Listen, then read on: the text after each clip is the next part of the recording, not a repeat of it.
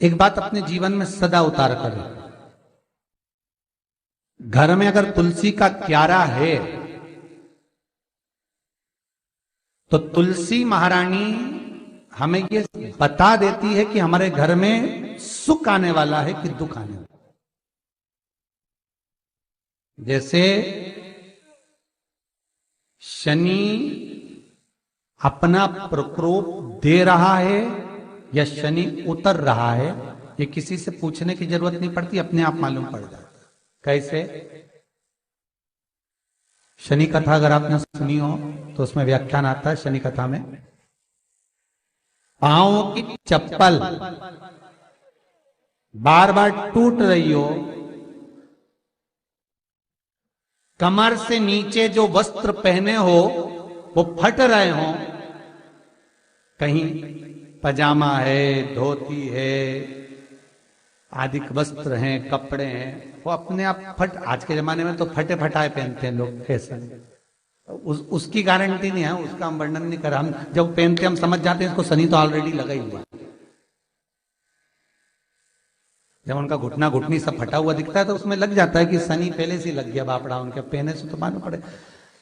शनि का नियम है, शनि कथा कहती है पांव की चप्पल बार बार टूट रही हो, घिस गई हो, बद्दी टूट रही हो, कुछ कर रही हो, और अगर कमर से नीचे जो वस्त्र पहने हो वो अपने आप फट रहे हो, समझ लेना कि शनि पांव से प्रवेश कर रहा, मतलब अपनी प्रखरता शनि दिखा रहा। किसी मंदिर में गए महाराज और वहां जाने पर चप्पल चली गई तो समझ लेना शनि की कुदृष्टि अब पड़ना बंद होना चालू हो गया। कितना सुंदर कहा है महाराज। जूता चप्पल आज के जमाने में तो फैशन हो गई साहब, घर की चप्पल अलग होती है, बाहर की चप्पल अलग होती है। लोग घर में चप्पल किचन तक में पहन के जाते हैं। अरे पानी ले जाओ सीओर से। रसोई घर में लोग चप्पल पहन कर जाते हैं, जहां भगवान का प्रसाद बन रहा है, जहां अन्नपूर्णा निवास कर रही है, और पूछो तो कह किचन की चप्पल है तो माथे पे रख लो। तुम अपनी मां को जरूर देखना है एक बार, वो बूढ़ी मां कितनी बार किचन में चप्पल पहन कर गई, मुझे जरूर फोन कर कर बताना। बूढ़ी मां रसोई घर में आज भी बिना चप्पल के जाती है, और बहुओं की कहीं एड़ी नहीं फट जाए, ठंड नहीं बैठ जाए, इसलिए ये रसोई घर तक में चप्पल पहनकर जाती है। सूर्य नारायण की कथा पढ़ना, शनि महाराज की कथा पढ़ना, और गरुड़ पुराण की कथा पढ़ना, जिन जिन कथाओं का हम व्याख्यान कर रहे हैं उसको पढ़ना जरूर हो। क्या लिखा है? घर के अंदर जब चप्पल जाती है, रोग, बीमारी, कष्ट, तकलीफ चालू हो जाती है। तुमने चप्पल क्यों पहनी? ठंड नहीं बैठ जाए, रोग नहीं बैठ जाए। घर के अंदर उतना बढ़ गया, एक कालीन बिछा दो, एक दरी बिछा दो, मोटा आसन बिछा दो, जिस पर तुम चल लो। जरूरी है कि कई कई लोगों को तो हमने ये भी देखा कि कालीन पर भी चप्पल पहन के चलते, और ब्राह्मणों को भोजन परोस रहा है, गुरुजन को भोजन परोस रहा है, ठाकुर जी की थाली बना रहा है, ठाकुर जी का थाल लगा रहा है, तो भी चप्पल है पांव में। तेरा क्या होगा रे कालिया, क्या होगा? विचार तो करो। देह पड़ी रे जाए यहीं पर, फिर कुंडल और नगीना, क्या हरि नाम नहीं तो जीना। अभी भी सुधर जाओ रे, अभी भी सुधर जाओ, नहीं सुधरो तो सिधर जाओ रे, या तो सुधरो नहीं तो सिधरो, थोड़ा सुधरो।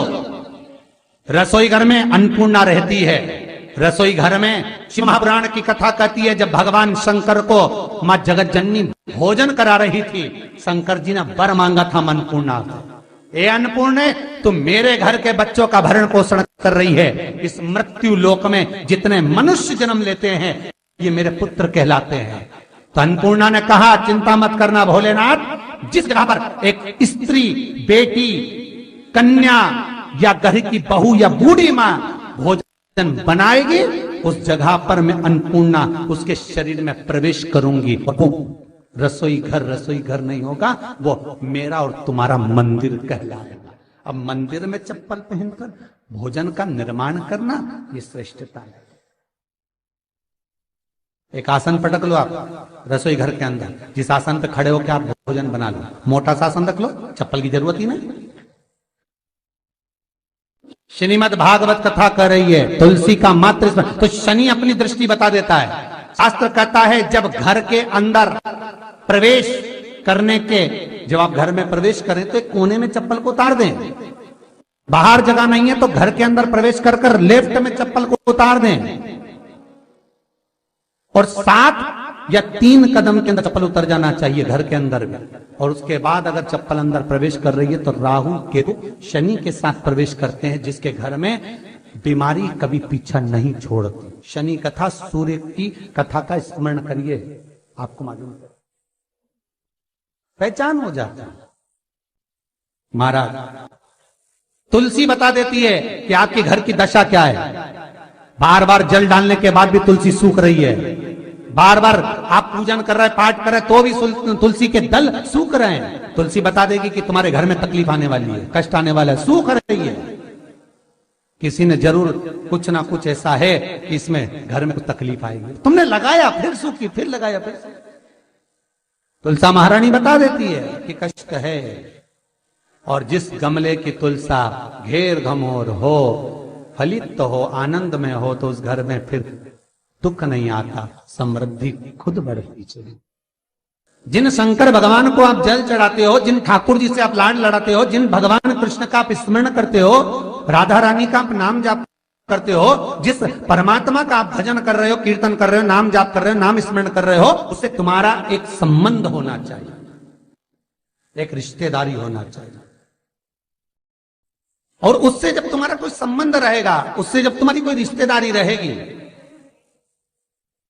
तो उस रिश्तेदारी में जैसे ही आपके प्राण छूटे, और छूटते से ही आप जब गए, तो जाते ही आप कहोगे कि कृष्ण से मेरा ये संबंध है, वो मेरा पुत्र, वो मेरा भाई, वो मेरा बेटा, वो मेरा सगा, वो मेरा रिश्तेदार, वो मेरा कुटुंबी, वो मेरा पुत्र।